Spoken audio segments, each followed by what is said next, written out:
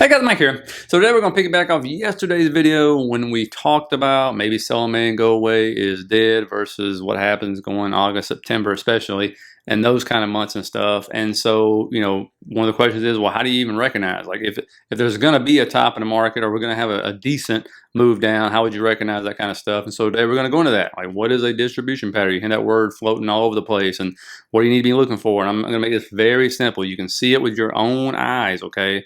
And again, just like yesterday, this is something you can teach your kids. This is something you can actually use going forward for the rest of your life. You can pull this stuff on Yahoo charts. You don't have to have any crazy pay system to figure this out. And to answer some questions from yesterday's video real quick, somebody saying, oh, we're supposed to sell everything in August or September. No, they just, I didn't invent the saying, sell a man, go away. That's what they, that's what somebody else did. I'm just like using that title and pushing it back. But, you can see like sell a man, go away, at least over the last 10, 15 years, right? Not really happening so much, and you're missing out on a lot, if that's the case. But what you want to use that kind of stuff for is very simple. Two major reasons what I would use it for personally, right? One, if I have a stock I'm already in, and it's like it has a big run up, and I'm sitting there going, God, man, I got it in down here. I don't want to be buying up here. And I'm looking forward and going, oh, we're in July now, and I know maybe August, September is going to be rougher months. Well, that will give me a pretty good chance of maybe to get back in down here, right? Not where I got it at, but somewhere in this area. That'd be great. So I'm marking out levels. So that's one thing. So it gives you an opportunity to say, yes, there's a good chance I'm getting in here instead of trying to FOMO up here maybe, right? So that's something. Also, if I'm setting some high risk stuff, like an ARK type of stock, which is very high beta, and we end up rolling over, those are the stocks that really get crushed. And I'm up big, I got to start trimming. That's just me. I may trim the whole position of those kind of stocks because they're going to roll over way more than your mega caps. That's just the way it is, right? We all know it. We've all seen it, okay? And so, if you don't believe me, just, pull up Teledocs and stocks like that. And so you'll see what I'm talking about. So that's what I would use it for, not selling everything and going, well, you can do that if you want to. Feel free to do your thing. But I'm just saying, that's what I personally would use it for. It's up to you. Maybe put in the comments how you use that kind of information, And also, one thing I would encourage you to do is go through your stocks, go through the stock charts, because each different company has seasonal weakness. It is a thing. It's a real thing. You will see it, and you can mark that out and know it, right? And so you'll know when you need to be buying in and all that good stuff, and when not to really be buying. Okay, so it really will help you. I promise you, it will help you out. Okay, and so I just want to answer those questions. And by the way, pat yourself on the back if you watch that video, because people don't watch. You look at the views in that video. Any of these videos this week, people do not watch educational videos that much. That's just the way it is, right? They want gotcha type of content or spoon-fed content. So congratulate yourself, pat yourself on the back, all that good stuff, because you deserve it for watching that kind of stuff and even trying to attempt to learn anything. So anyway, I just want to put it out there to you, and I appreciate you watching too. So anyway, let's get into how to recognize when a top is actually forming, what distribution is, and what to look out for, okay? What is distribution? We talk about the stages all the time. Stage 3 is where we get to the top, and this is where big money, hedge funds, everybody tries to dump their stock on us. They want us buying it like we normally do, and that's how they get out of their position. So when you look at it, the distribution stage signals that a rotation is taking place as early buyers, those who bought during the accumulation stage, as well as later buyers, may begin exiting the stock. One hallmark of this stage is an increase in volume, but without an increase in price. This stage often sees the stock's highest volume because bullish sentiment is extremely high. Initially, new buyers may be able to absorb the selling, but not enough to keep driving the stock price higher. In this scenario, the stock can end up collapsing under its own weight. One way to identify this market cycle stage is through chart patterns such as head and shoulders or double tops. A break below the 200 moving average can also be a confirming signal, which you've heard me say many times. And we're going to look at this stuff in detail. You look at, Google, for example, and understand the stocks are going to show this before the market shows it usually, okay? And we know we're heavily concentrated, right? So you can see in Google here, coming up to the 2022 fall, you see a clear increase in volume. And you start to see there, you consider a double top or a equal highs. But then you're setting what? Lower highs going on for weeks, right?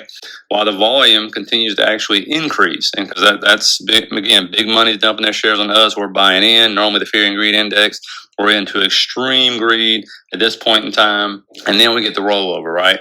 So you look at Microsoft, you can see it here plain as day that this is a huge increase of volume at the bottom now. Look at this increase.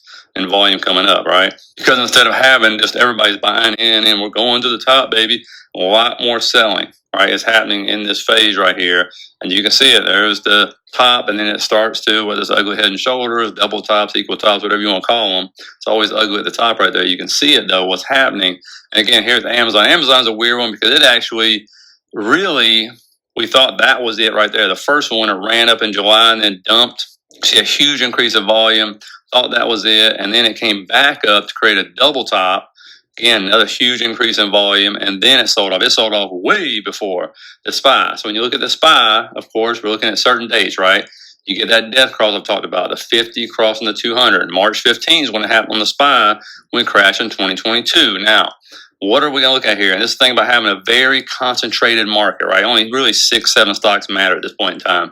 And you're seeing IT obviously is heavyweight in the S&P, and then healthcare you're not going to worry about because that's going to be rotated into.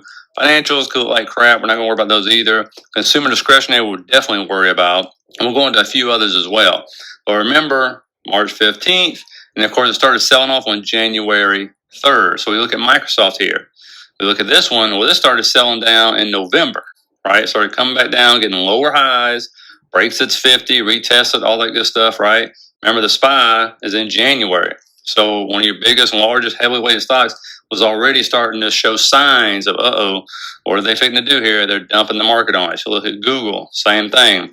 This one started selling down in November as well, started setting lower highs. Again, you may get the death cross on the same date, week before, might even get a week after. But again, once you cross below the 200, and once you get that death cross, you only get one of them. When it's like this, it rarely happens.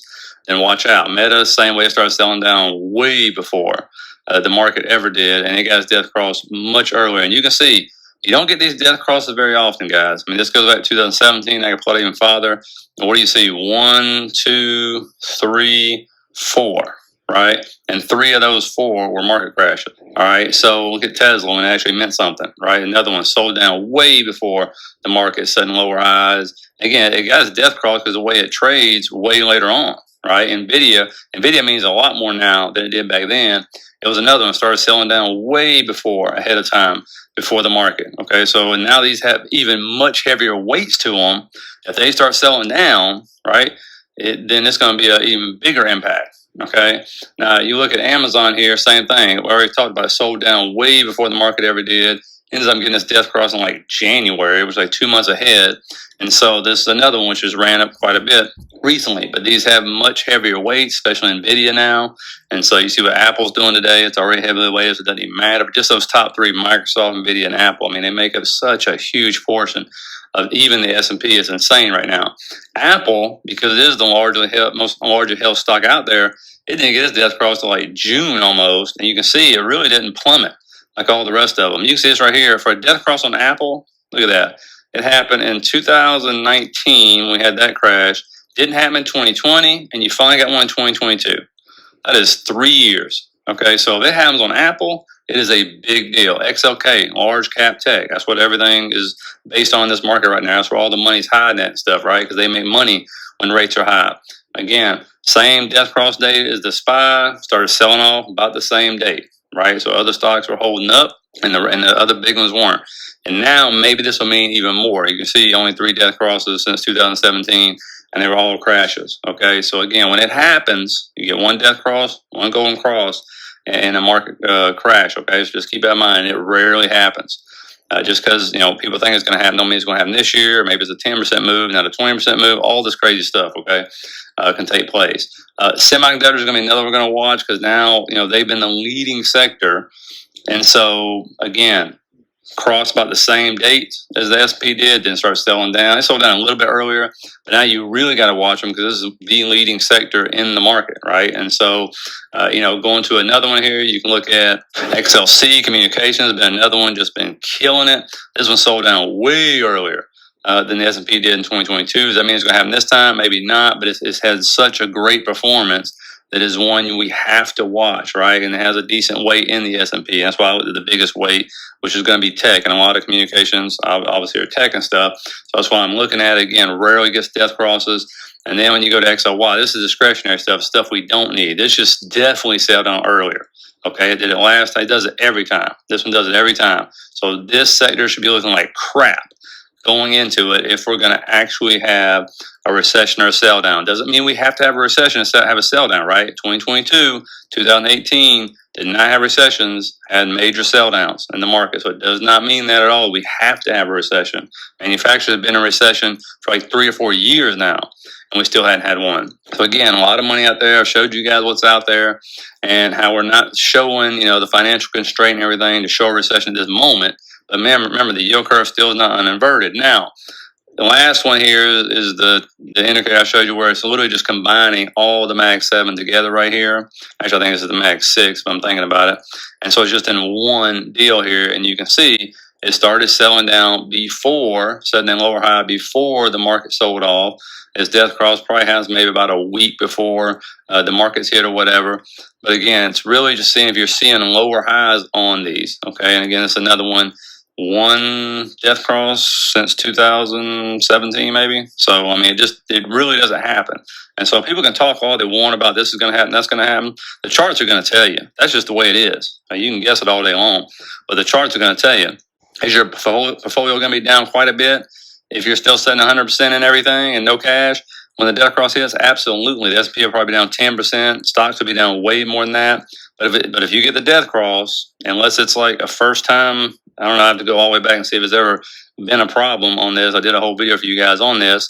Then it lets us know there's going to be major rallies coming back up, but eventually it's going to sell off and you're just going to go a lot farther down. Okay. So that's the only reason I'm doing this. I'm preparing it. It may not happen, but this is the kind of stuff you can use for the rest of your life. Because guess what? We're going to have corrections that are less than 10%. We're going to have corrections that's 10 to 19 and a half. And then we're going to have the crashes, which are considered 20% or more. That's just the way it is. And so hopefully you got something out of that. Please put in the comments if you did, or there's something else you like to use to recognize distribution patterns and when the market's probably going to roll over and all that good stuff. And these are ever evolving videos, and I love to hear from you guys and learn stuff myself. So please put it down in the comments. Also, please hit that like and subscribe button on your way out. And tomorrow we'll bring in another video if you like to learn, that is. If you would like access to all these videos, just hit the little link down the bottom. That'll get you into the Discord and Patreon. Less than McDonald's combo. So anyway, have a good one, guys. I'll see you tomorrow.